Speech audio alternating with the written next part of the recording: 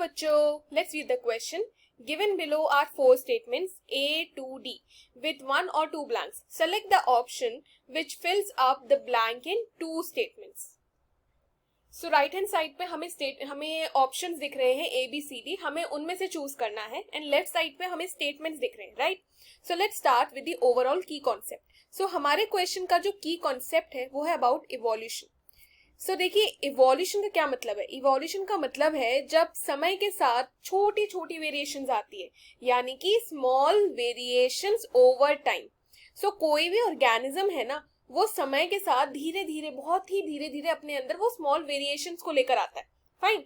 अब ये small variations की जरूरत क्यों है? ये स्मॉल वेरिएशन की जरूरत है बेटर सर्वाइवल के लिए.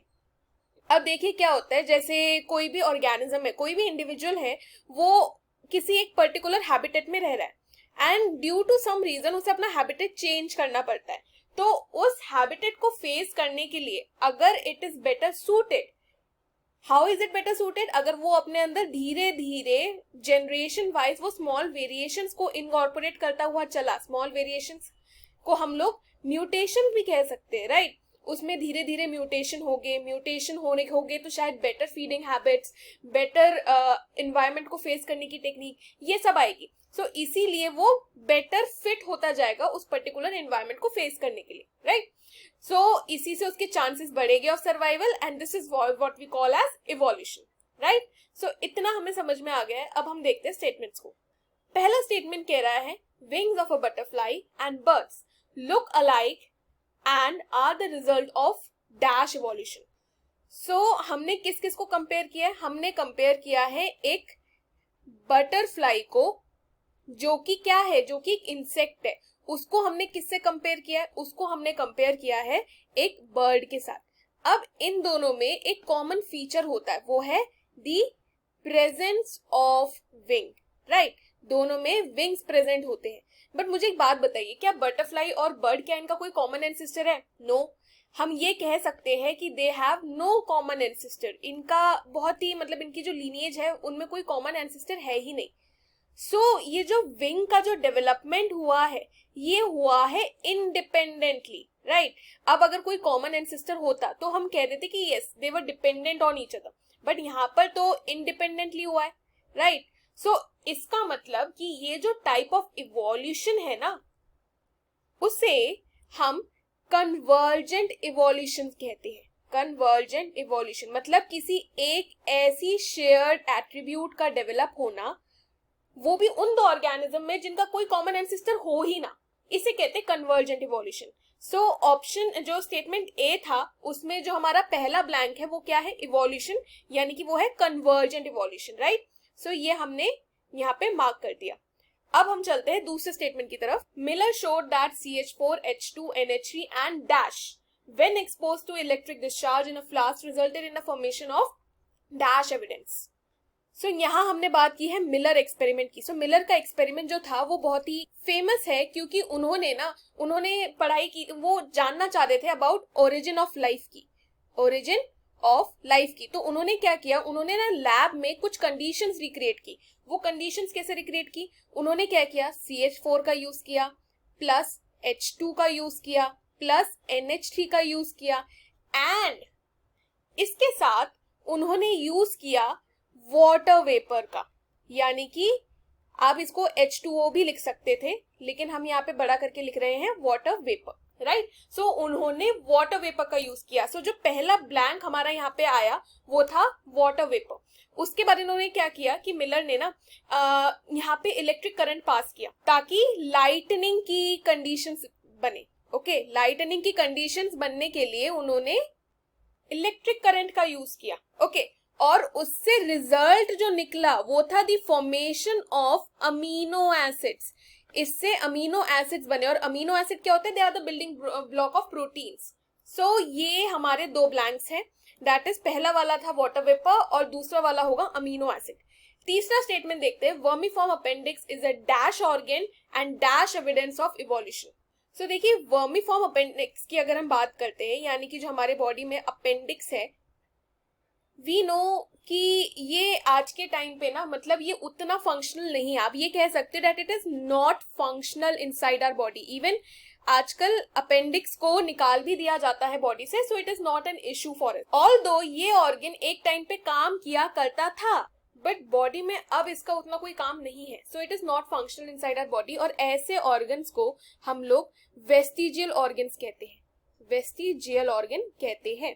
सो ये हमारा पहला ब्लैंक हुआ जो हमने देखा कि vermiform appendix is a dash organ, so it is an vestigial organ. Okay, and dash evidence of evolution. Dash evidence यहाँ पे आएगा एनाटॉमिकल एविडेंस, क्योंकि हमारी बॉडी में ये एक जीता जागता सबूत है, ये एक एनाटॉमिकल सबूत है कि ये जो चीज थी, ये जो अपेंडिक्स था, वर्मीफॉर्म अपेंडिक्स, वो एक टाइम पे बॉडी के अंदर फंक्शनल था, बट अब वो नहीं है. सो ये it is a part of evolution. कैसा इवोल्यूशन? वो भी एनाटॉमिकल एविडेंस वाला. ओके, सो ये हमारे दो blanks again. Now let's see the D option. According to Darwin, evolution took place due to dash and dash of the fittest. So D option के लिए हम पढ़ रहे हैं about Charles Darwin. So Darwin ने फिंचेस के बारे में पढ़ा था और उन्होंने बोला था कि जो ऑर्गेनिज्म होता है ना, कोई भी इंडिविजुअल है किसी भी स्पीसीज में, ओके, उनके अंदर स्मॉल वेरिएशंस देखने को मिलती है. स्मॉल वेरिएशन यानी कि इवोल्यूशन, राइट. सो आप उसको म्यूटेशंस भी कह सकते हो कि म्यूटेशन की वजह से, या आप उसको स्मॉल वेरिएशन भी कह सकते हो. दोनों keywords are fine. Okay, so एक बार वापस से स्टेटमेंट देखते हैं. According to Darwin, evolution took place due to. तो जो वजह थी वो इवोल्यूशन की, जो एक इंडिविजुअल में हमें देखने को मिलती है ओवर टाइम, वो है ड्यू टू म्यूटेशंस. उसकी बॉडी में छोटे छोटे म्यूटेशंस जो होते हैं ना, वो एक्युमुलेट होते हैं ओवर टाइम, या स्मॉल वेरिएशंस भी आप कह सकते हो. तो ये हमारा पहला ब्लैंक है. एंड डैश, एक और डैश हमने देखा था वहां पे. सो एंड डैश, जो सेकेंड डैश है वो है सर्वाइवल. सर्वाइवल की एक भी ऑर्गेनिज्म का जो इवोल्यूशन है वो उसकी सर्वाइवल की वजह से हो रहा है. ओके, सो जो करेक्ट ब्लैंक हो गए वो हो गए म्यूटेशन या स्मॉल वेरिएशन, और दूसरा वाला है survival. Okay, survival of the fittest. So अब हम क्वेश्चन की तरफ वापस चलते हैं, मैच कर लेते हैं हमारे सारे ऑप्शंस को. ऑप्शन ए कह रहा है कि जो डी वाला स्टेटमेंट है उसमें पहला वाला स्मॉल वेरिएशन है और दूसरा वाला सर्वाइवल है.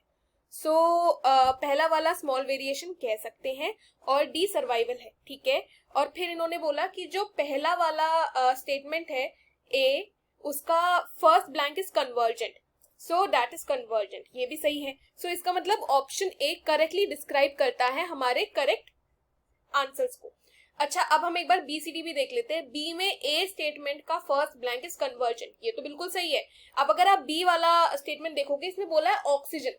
ऑक्सीजन थोड़ी है, ये तो वाटर वेपर था ना, मिलर ने वाटर वेपर का यूज किया था, राइट. सो ऑक्सीजन नहीं है, तो इसीलिए बी स्टेटमेंट हो गया इनकरेक्ट. सी देखते हैं. सी में बोल रहा है बी स्टेटमेंट का पहला वाला वाटर वेपर है और दूसरा वाला अमीनो एसिड. सो ये तो सही है कि बी का वाटर वेपर, पहला वाटर वेपर है और दूसरा अमीनो एसिड, राइट. अच्छा, फिर इन्होंने बोला कि जो सी है उसमें फर्स्ट इज रूडिमेंट्री. सी में फर्स्ट इज रूडिमेंट्री. अब देखिए वेस्टिजियल और रूडिमेंट्री में क्या फर्क है. वेस्टिजियल का मतलब होता है कि जो अपेंडिक्स है ना, वो आप काम का ही नहीं है, मतलब वो आप बॉडी से निकाल सकते हैं, and which accurately describes the situation of appendix. But अगर मैं कहती हूँ कि वेस्टिजियल रूडिमेंट्री, तो इसका मतलब कि वो हमारी बॉडी में कुछ लिमिटेड फंक्शन करता है. ठीक है, बट ये चीज गलत होगी कहना कि वो हमारी बॉडी में अभी भी फंक्शन कर रहा है. सो इसीलिए vestigial is a better word for appendix. Okay, second इन्होंने क्या बोला, इन्होंने जो सेकेंड दिया था एनाटॉमिकल, वो सही था. फिर डी का फर्स्ट वाला म्यूटेशन सही है, लेकिन इन्होंने इधर पे मल्टीप्लिकेशन बोल दिया. मल्टीप्लिकेशन की तो बात नहीं की थी डार्विन ने, राइट.